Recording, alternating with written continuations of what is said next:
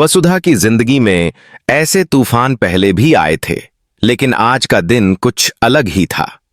सुबह की हल्की धूप अभी गांव के पुराने पीपल के पेड़ की टहनियों से उतरकर जमीन पर फैल ही रही थी कि चौहान हवेली में एक अजीब सी बेचैनी फैलने लगी। वसुधा बार बार अपनी साड़ी की पल्लू को ठीक करती जा रही थी, जैसे कोई उसे लगातार अंदर ही अंदर कचोट रहा हो। उसे पता नहीं था कि उसके दिल में उठ रही घबराहट किस बात की थी, लेकिन किसी अनदेखे डर ने उसके भीतर हलचल मचा दी थी। अविनाश पिछले 2 दिनों से बाहर गया हुआ था और उसने फोन भी नहीं किया था। आमतौर पर वह जहां भी जाता वसुधा को एक बार जरूर बता देता था, लेकिन इस बार न तो फोन आया न ही कोई संदेश। वसुधा बार बार फोन चेक करती, फिर बेचैनी से बाहर आंगन तक जाती और वापस लौट आती। उसकी आंखों में वही बेचैनी थी जो किसी को बुरी खबर आने से पहले महसूस होती है।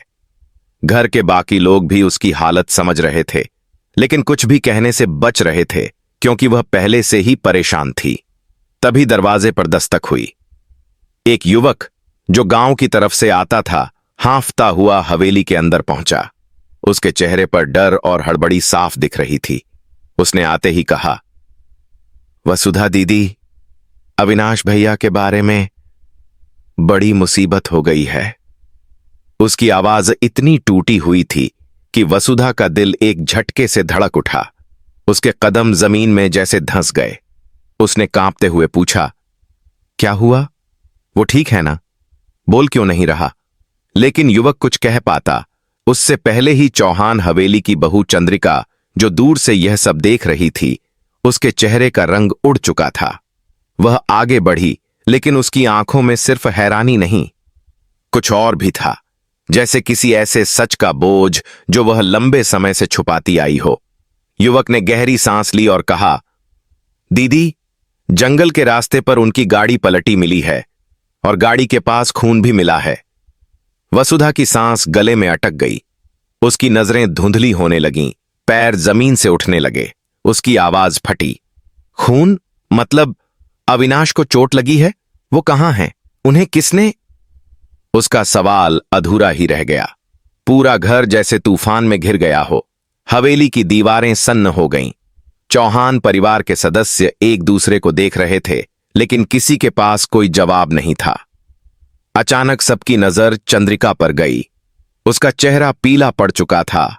आंखें डर और अपराध बोध से भरी थीं, जैसे वह कुछ जानती हो, कुछ बहुत बड़ा।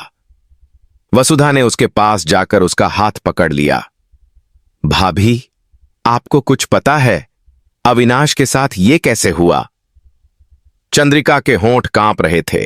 वह कुछ बोलना चाहती थी, लेकिन शब्द निकल नहीं रहे थे। उसका दिल तेज धड़क रहा था, जैसे कोई भारी सच उसके सीने में बंद हो और अब बाहर आने को तैयार हो। तभी दूर से सायरन की आवाज आई। कुछ पुलिस वाले हवेली में दाखिल हुए। उनके पीछे एक इंस्पेक्टर आया, जिसकी आंखों में गंभीरता और बेचैनी दोनों थीं। उसने कागजों का एक फाइल वसुधा के सामने रखी। हमें शक है कि यह हादसा नहीं, किसी की चाल है। गाड़ी की ब्रेक में छेड़छाड़ मिली है। हवेली में जैसे किसी ने बम फोड़ दिया हो। वसुधा लड़खड़ाकर पीछे हटी। मतलब किसी ने जानबूझकर ऐसा किया? लेकिन कौन?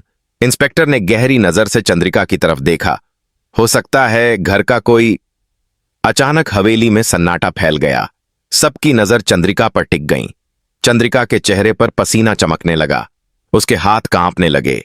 वह बोली, नहीं, मैंने कुछ नहीं किया। लेकिन उसकी आवाज में वही कंपन था जो किसी गहरे रहस्य से दबा हुआ हो। तभी इंस्पेक्टर ने एक कागज दिखाया। हमें एक सीसीटीवी फुटेज भी मिली है, जिसमें अविनाश की गाड़ी के पास कोई और मौजूद था, और वह शख्स एक औरत थी। लंबी कद, हल्की सा लाल दुपट्टा, और शक का सबसे बड़ा कारण यह कि वह दुपट्टा आपको जैसा ही दिखता है चंद्रिका जी। यह सुनते ही हवेली में चीख पुकार मच गई। वसुधा ने स्तब्ध नजर से चंद्रिका को देखा। भाभी, यह सच नहीं हो सकता। आप क्यों करेंगी ऐसा? चंद्रिका की आंखों से आंसू बह निकले। वह जमीन पर बैठ गई। मैंने नहीं किया वसुधा, लेकिन एक बात है जो मैं अब तक किसी को बता नहीं पाई। हवेली की हवा भारी हो गई। सब उसके अगले शब्द सुनने को तैयार थे। चंद्रिका बोली, जिन लोगों से अविनाश भिड़ गया था उनके बारे में मैंने उन्हें चेतावनी दी थी, लेकिन शायद वह बात बहुत आगे बढ़ गई है। उसके शब्दों के बाद पूरे घर में तनाव और बढ़ गया। वसुधा की सांसें तेज हो गईं। कौन लोग? क्या दुश्मनी थी? बताइए भाभी, मेरे पति की जान खतरे में है, आप कुछ छुपाइए मत। लेकिन चंद्रिका बोलती उससे पहले ही पुलिस वाला फिर बोला, हमें शक है कि अविनाश को किसी ने उठाया है, यानी वो जिंदा भी हो सकते हैं और खतरे में भी। यह सुनकर वसुधा की आंखों में चमक लौटी, लेकिन डर उससे भी बड़ा था। उसकी आंखों से आंसू बह निकले। बस मुझे मेरे अविनाश को ढूंढ दीजिए।